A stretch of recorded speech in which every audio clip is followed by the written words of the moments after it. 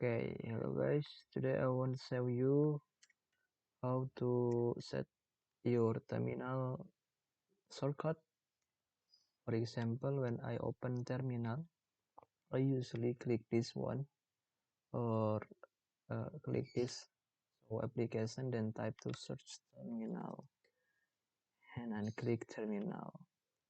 So how you can set terminal shortcuts from your keyboard? Firstly, I want to show you. I want to you know that I'm using wait well, I'm using Gnome environment. Oh, sorry, I'm using Gnome environment. Where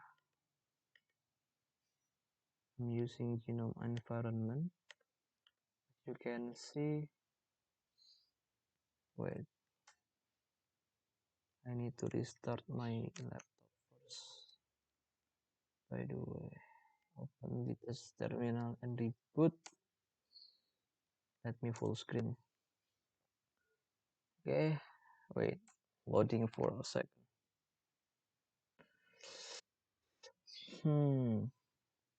we can create a terminal shortcut from your keyboard. I will show you how to do that.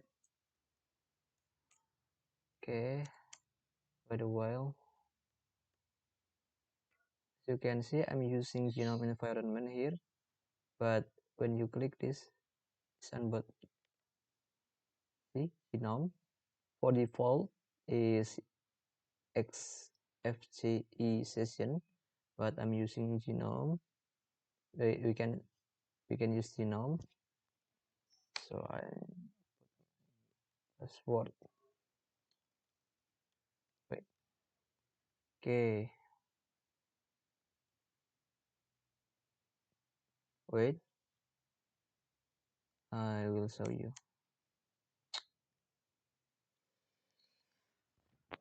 Oh, nice. Okay, when I press Ctrl Alt and Tab in my keyboard, it doesn't work, but we will add to my shortcut.